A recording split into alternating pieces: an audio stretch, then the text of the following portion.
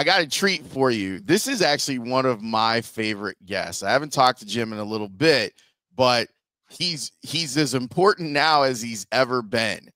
If we want to try and understand the roots of the Rooney Rule and the importance of the Rooney Rule and how it's changed and how it can continue to change, why not talk with, I don't know, a Rooney about all of this? So Jim Rooney joins me. His book, A Different Way to Win, is a love letter to what the Rooney family has tried to do for years to make it more equitable of hiring in the NFL.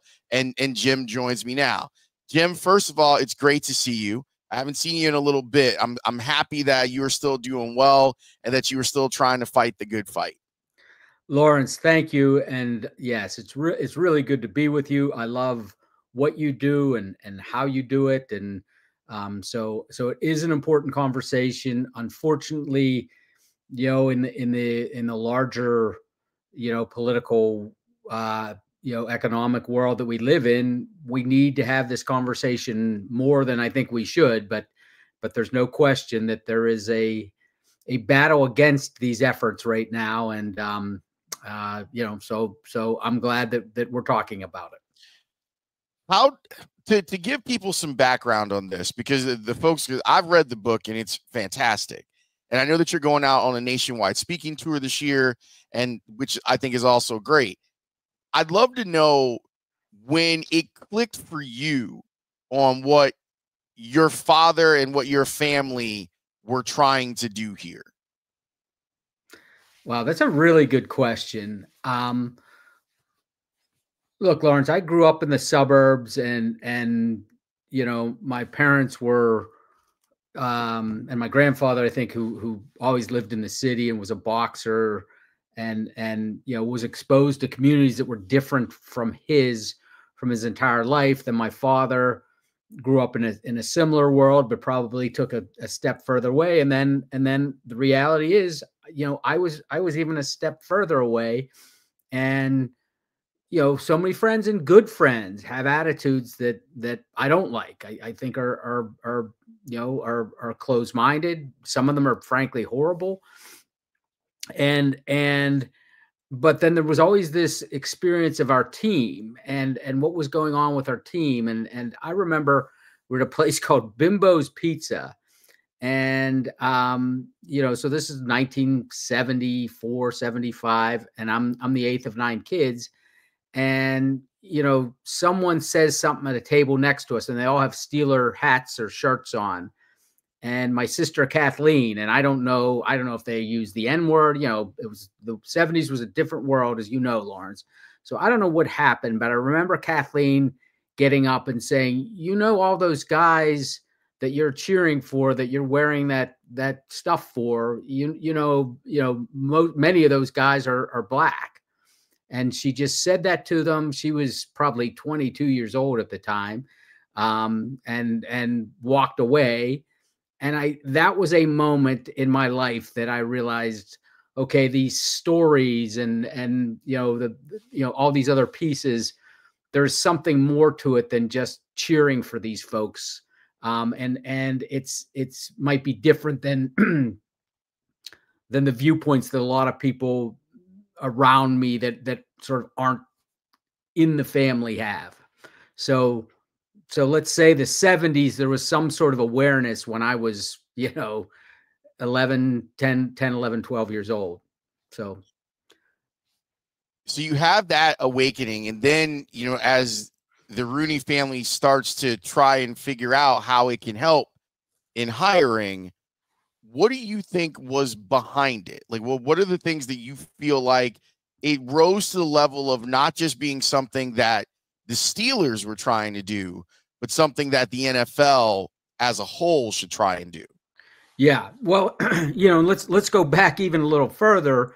And I know we've talked about this, but I think it's important because I think the visceral experience, particularly in boxing, got my grandfather and father to see something. My grandfather, the Steelers were, he was not quite as original as the Bears. My friend George McCaskey says every team, but the Bears are an expansion team, because we always say, well, we were part of the original, and he teases us and says, no, you guys were 10 years late to the party. So, but my grandfather's more successful activity was as a boxing promoter. And as you know, Laurence, he promoted the first fight, open heavyweight fight between two black fighters, Ezra Charles and Jersey Joe Wolcott, in 55. So, you had Joe Louis before that, but what was going on was, it was just merciless, the way black men were being abused in the ring and oftentimes being killed. And I don't want to say as importantly, but they weren't getting the purses when they would win. And, the opportunities were so limited. And so my grandfather's boxing promotion business was considered in the black sports community. And he made his mistakes, and I could talk about those, but in the black sports community, it was really considered that it was fair, and that a guy could get his purse, which was a huge thing, that you had an opportunity. So I think that my father saw that. And then, we take it to the Steelers. We talk about, Bill Nunn, Tony Dungy, the folks in the Steelers, Joe Gilliam, that had such an impact. But it was the stuff that happened in the 50s. It was my father's work in the 70s that then you get to the point. I mean, you can't believe it's 25 years later, but you get to this point where throughout the 90s and then 2000, why in the world is it so hard for Tony Dungy to get a job, and so many other folks? But we had such a close relationship to Tony. We knew my father certainly knew he was a better candidate than so many other candidates. And why wouldn't he get the interviews? And when he got the few interviews that he did, which is absurd that he had so few, why wasn't he getting the jobs? And that sort of took it from a conversation that my father would have with other owners. I think Paul Tagliabue was always, sympathetic, empathetic. I think Al Davis certainly led, even though my father and Al didn't see eye to eye. So I think there were folks that understood that this was important.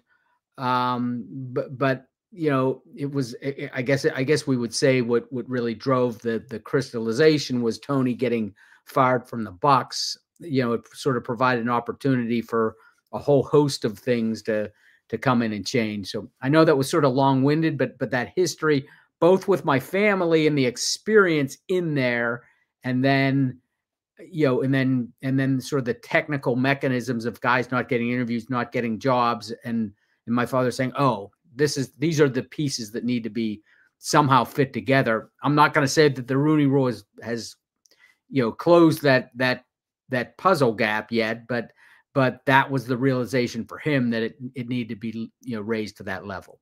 How do you feel about the effectiveness of it now? Because Jim, I'm in kind of a weird space with it. I know how important it is, and I do think it needs to continue in some shape or form.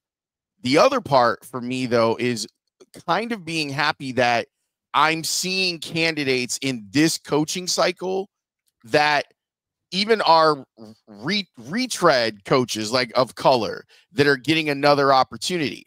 I think that has been one of the real important things that the Rooney Rule has done. And I look at the candidates this year and I go, well, that's good. Like there are candidates that people are considering legitimate candidates, not token candidates to just satisfy the rule.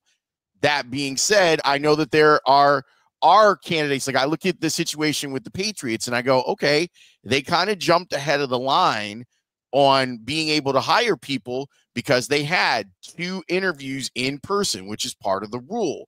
And 2 minority candidates, which is Pep Hamilton and Byron Leftwich, who they had. But that feels like they opened the door to do that just so that they could eventually hire Mike Vrabel. And we'll see who they end up hiring. I know that Aaron Glenn took his name out of that conversation with the Patriots. And I wonder if he looked at it and said, I got no chance at that job.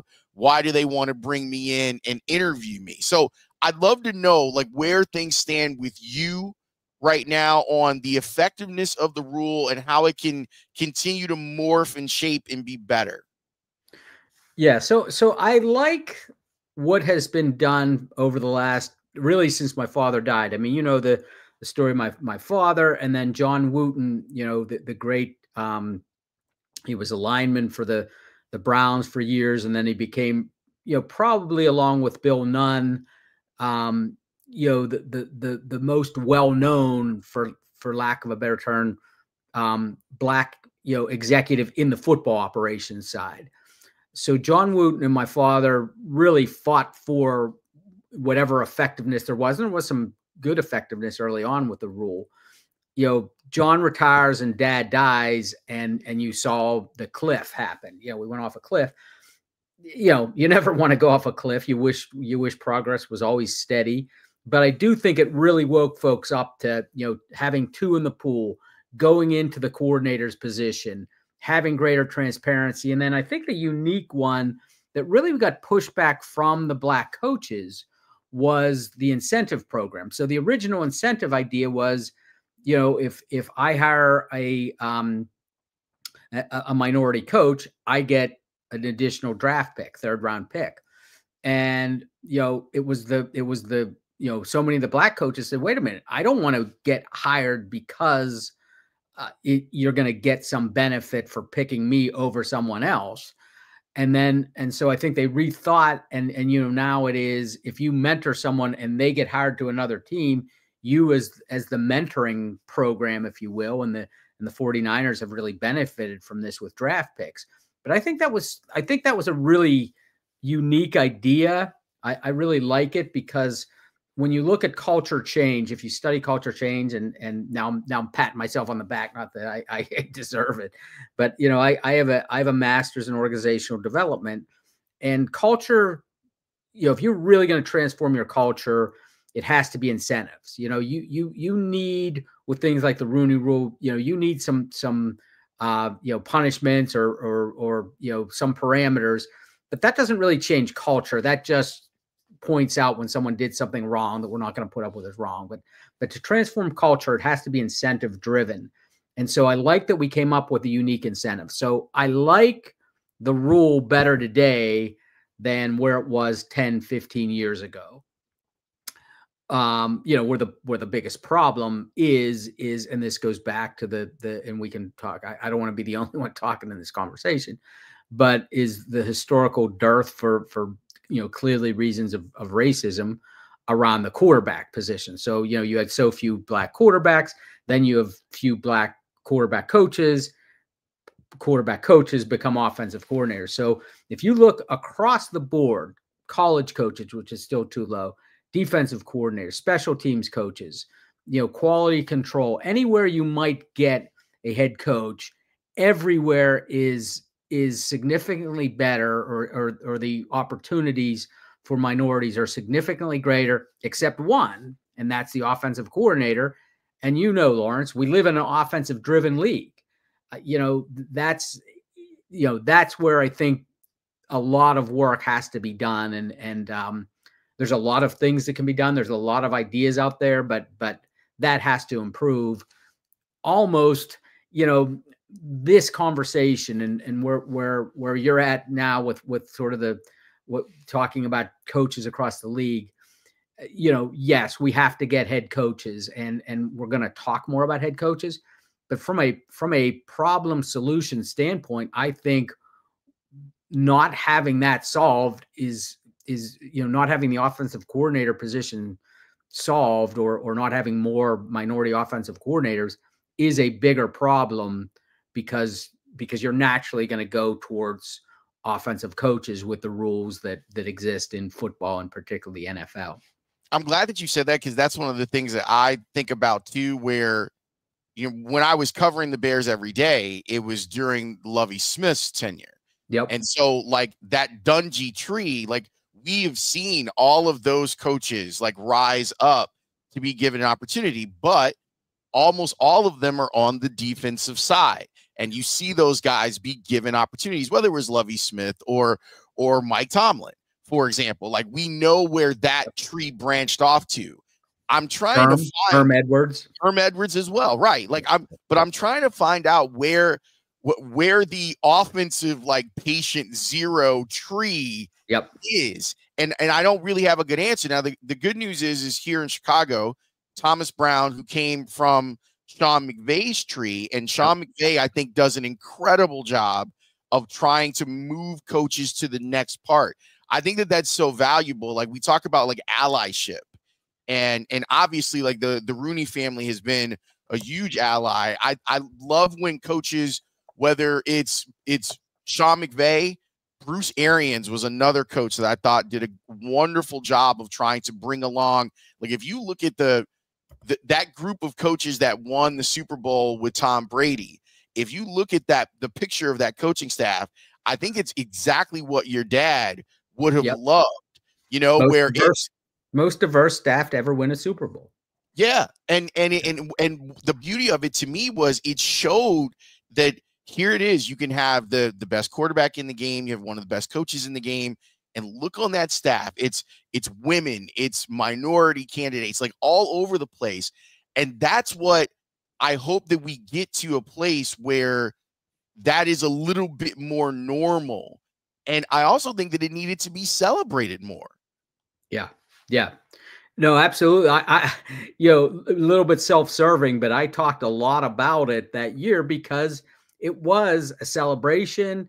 It went back to things like you said were important to my father, but it also was a demonstration that this can be effective. And why that the thing that bewilders me the most is like I understand small-mindedness. I understand we do things that we're all used to and more comfortable, and that all happens. But, like, if you want to win, I would turn every stone over. I mean, it just makes no sense to me. I want someone that's going to help me win, and I'm going to spend all my time trying to find every single person that could, because I don't believe in the one coach situation. I believe that good organizations and good culture will develop people. And so if you have someone that has certain strengths, and now look, you have to be able to hit the curve. You know what I mean? Like, you have to know the X's and O's enough to manage your decision making and your staff. So everyone, but outside of that, I want someone that is going to add to my culture. I don't want someone that fits in my culture. I want someone that's going to make my culture better. And, that can be a multitude of things. And some of that is a different point of view, a different experience, an ability to relate to 78% of the team in ways that, others can't relate. And that doesn't have to be what your final decision's on, but all of those things should be factored in. And if you have a good organization, I believe, that will develop someone's talent, that will come about, and you can get to the point where you're winning championships. Having said all of that, that's large picture. We need exactly what you're talking about. We need Sean and Kyle Shanahan. We need these offensive gurus to really embrace this, because it's going to come through their trees that we're going to really be able to I think tackle this problem better. I will say, though, it is, and I may have been the only person who noticed it or cared about it, but if you look inside the NFC North and you look at who runs the teams in the NFC North, that's very exciting. Ryan Poles for the Bears. Yep. Brad Holmes for the Lions. Kwesi Adofo-Mensah for the Vikings. I would imagine that anyone, whether it's the Fritz Pollard Alliance or anyone involved with continuing to bring about change with the Rooney Rule, you look at the NFC North and you say, this is what we're talking about. Here were opportunities that were given out. And in the cases of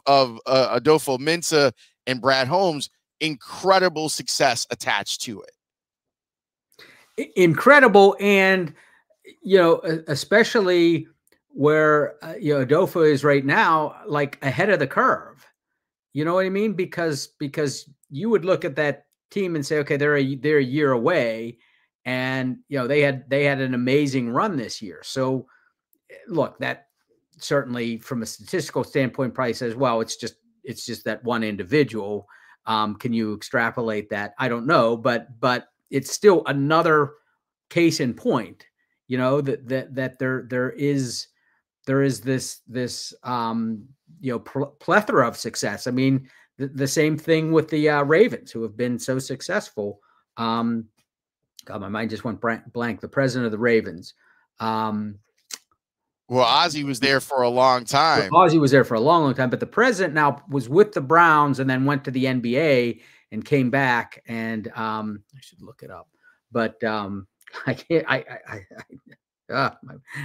I could have remembered if I didn't tell myself I can't remember it. It happens. Like Sashi Brown. Yeah, Sashi. I mean, I think Sashi has done a phenomenal job as well. So you look at those records, and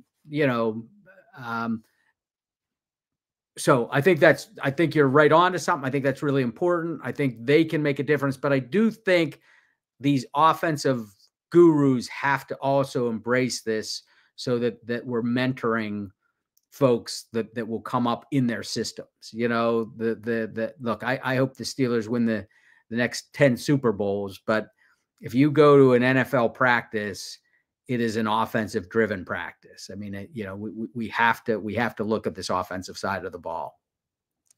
All right, a couple more things before I let you go. One's very personal to me, and I'm guessing the one's very personal for you. Now that we've had some time and some distance, what do you feel is your father's legacy in this regard? Well, I mean, look, you can't deny that there is a lot of criticisms of the Rooney Rule. I guess I kind of laugh these days, though, now that folks on the right, folks on the left have been upset, and I think rightfully so, about the sham interviews and the lack of progress. Now, the folks on the right are taking aim at it and saying it's unconstitutional, which I think is actually a very weak argument when you look at the sort of legal parameters of the rule. There is no quota in there, and it's in the interview node, not the hiring node. So on one hand, I think, well, he must have done something well if he's got something that both sides of this country are mad at him for, because no one knows how to hit the middle anymore. So I think of that, but but I do look at the negative side, and it's frustrating. And I think that there's a reality that you could easily say he came up short. I also look at it, though, it changed the conversation. The diverse slate is a concept that is, 20 years older than Dan Rooney got involved, or at least at this level.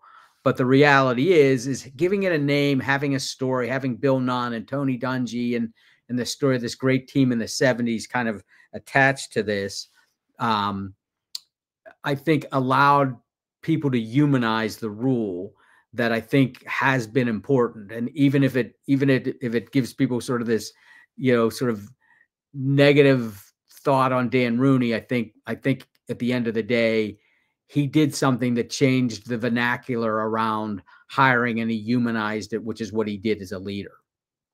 Okay. Now, I'm in Chicago. That I have a lot of Bears fans that listen and watch. We're trying to get a hold on how this can turn around for the Bears. And you mentioned George McCaskey earlier. What's been your experience with George and the McCaskey family, and what's it going to take for them to take that next step to get back to some glory? Look, George is a friend. Mrs. McCaskey to me is one of the most important people in the history of this league. Not only what her father did, but the way she has led, I think is we talk about diversity. I mean, here is someone who's played, uh, you know, a spiritual rule, I guess, in the league for longer than anyone else I think maybe ever has. And so, you know, I have nothing but the utmost love and respect for them. I think, you know, we all we all need quarterbacks, and I think if this kid, and there's every reason to believe he will, is successful, you know, everyone will be saying the next coach of the Bears is a genius. So, you know, so I think the trend, even though there were some games that people might be frustrated with, the trend there is definitely on an upswing. All right, well, Jim, take care of our guy Justin Fields, man. He's a good dude, and I can't believe I'm glad that he landed in with a coach like Tomlin and in a city like Pittsburgh. That's a good young man who I think at some point is going to pay big dividends for someone who invests in him. Yep, I totally agree. And wherever it ends up being, I don't know what what's going to happen from a contract standpoint, but I think him working this year with Mike, even having Russ, you know, as a mentor, I think those are all really good things. I agree with you. So where's your tour going to be? How can people see you out on the speaking tour? So I mean, the world we live in, half of it will be on screens like this, but you know, we just came out with an audio version of the book, and in there we have a bunch of interviews that you couldn't, obviously weren't in the written book. So you get to hear Franco Harris, you get to hear Joe Green, you get to hear Mel Blount. Great interview with me, Mel Blount, and James Shaq Harris, you know, who was the quarterback of the Rams and Bills. You know, first black man to be a quarterback in a championship game in NFL history. And we talk about Bill Nunn, and you know, the Steelers' great scout, who was, I think, the third black scout in the NFL, and all Bill did to bring HBCU players to the NFL and to the AFL. So that conversation was just a powerful, you know, you only get 10 minutes of it, but it was an hour and a half with me and those two guys. It was just amazing. Rocky Blyer's on the book, and he tells a story sort of different than he ever has about coming back from Vietnam and what it was like, how my father's impact on him. So I read the book, and I think I do a nice job, I hope, but you also get these intimate connections from folks whose lives were impacted by my father. And so that's something we're really enjoying. We're out here sort of pounding the pavement for that. A Different Way to Win is a great book. I highly recommend it for anyone who wants to learn more about the league, the history of the league, the Rooney Rule, and the Rooney family. Jim, as always, I appreciate your time. Thank you for being so generous with it and breaking all of this stuff down. Laurence, we got to do this. I think it's been like 3 years. We got to do this at least once a year. So yeah, you're right. I love talking to you. So same here. You're right. We also, and now we can actually get into a room together. Like 3 years ago, it was a little touch and go, but now we can actually get into a room together. So I'm looking forward to that too. Thanks so much for your time. Thanks for really educating our audience. Thank you, Laurence. Great work. I appreciate being on.